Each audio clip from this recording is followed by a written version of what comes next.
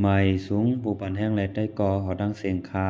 วันเมื่อไนคาเตมาไข่ในอาปุ่มลุงซื้อแลปลาเย็นเพิกในคาออเมื่อก่อนนั่นมีลุงซื้อแลลุงโคดขาสองก้อนในเป็นใต้ก่อหลีกันเจมเมื่อเล็กๆลุงซื้อในเป็นก้นหลีมีน้ำใจหมอมีเมตตาเนอเปิ้นแปกเปิงกันตั้งใต้ก่อมันก็เป็นลุงโ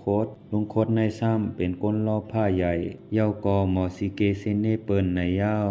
มีอยู่วันหนึ่งลุงซื้อไรกะคุดหลินเตียงเตนามันซ้ำไรหันปลาเย็นอ่อนตัวหนึ่งพุดขึ้นมาในโกมปลาเย็นก็ลาดลุงซื้อว่า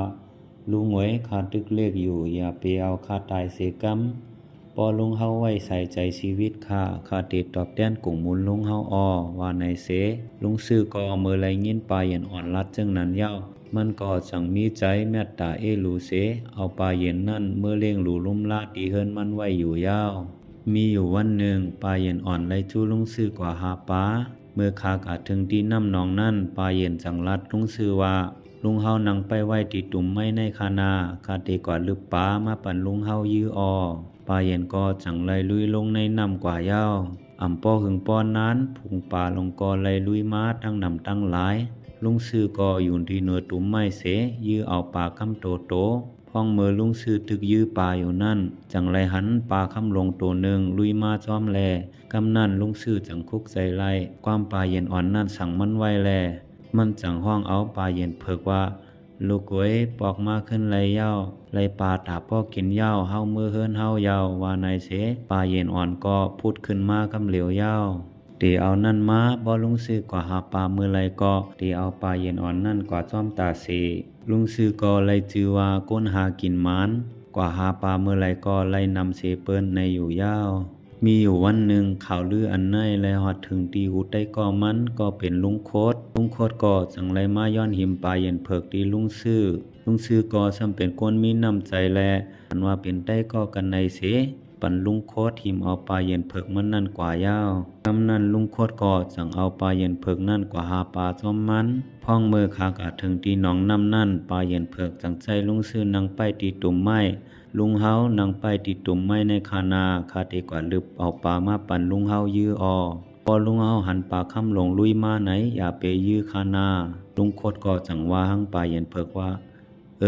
เกาหู้ยาวว่าในเสปลาเย็นเพิกก็จังไล่ลุยลงกว่าในน้ำยาวพ้องเมื่อลุงโคดอยู่เนื้อตุ่มไม้เสยื้อเอาปลากำโตอยู่นั่น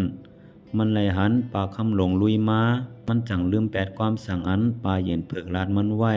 มันจังวนในใจมันว่าป้อเก่ายื้อเอาปลาลงตัวในเมื่อคายไหนตีไรเงินนำเตในว่าในอยู่มันก็จังตืดเอากลางมันเสยื้อใส่ปลาคำลงกำเหลียวยาวพ้องเมื่อปืนกวางนั่นกว่าจับใส่ปลาคำลงก็ปลาคำลงนั่นเย็นเป็นปลาเย็นเพิกกว่ากำเหลียวยาวปลาเย็นเพิกก็ย้อนอำคำไรตั้งเจียบแลสายใจมันขาดตายแปดที่ผังนั่นกำเหลือยาวลุงโคตรก็จังไรเอาโตตายปลาเย็นเพิกเมื่อส่งขึ้นลุงซื้อเขาก็ลาดว่าปลาเย็นเพิกไม่น่านาอ่ำต้วยนาต้วยหลังสังยันมาผางยาปืนกลางเกายื้อตายแปดยาวว่าในเสปลายมือกว่าแปดยาวตีเต้ปลาเย็นเพิกนั่นเป็นนักกล้าลงพามโตมาย้อนมานักกล้าลงโตในมันไล่หันโกนแลมันไขซ้ำด้วยใจก้นว่าใจก้นเฮาในตีเป็นเจิงหือเมื่อนักกล้าหลงไล่ฮู้ว่าลุงซื้อในเป็นก้นหลีมีน้ำใจมันจังไล่เป่าเอาขับโตปลาเย็นเพิกนั่นเย็นเปลี่ยนต้นไม้หย่องลงต้นหนึ่งเมื่อไว้ไม้หย่องนั่นหงตกใส่เนลินเมื่อไรก็เย็นเป็นค่ำกว่ากำเหลียวยาวหึงอำนานลุงซื้อไรเย็นเปลี่ยนสัตเทลงเสข่าวเลื่อนในไรฮอดถึงหูใต้กอมันแทงก็เป็นลุงโคตร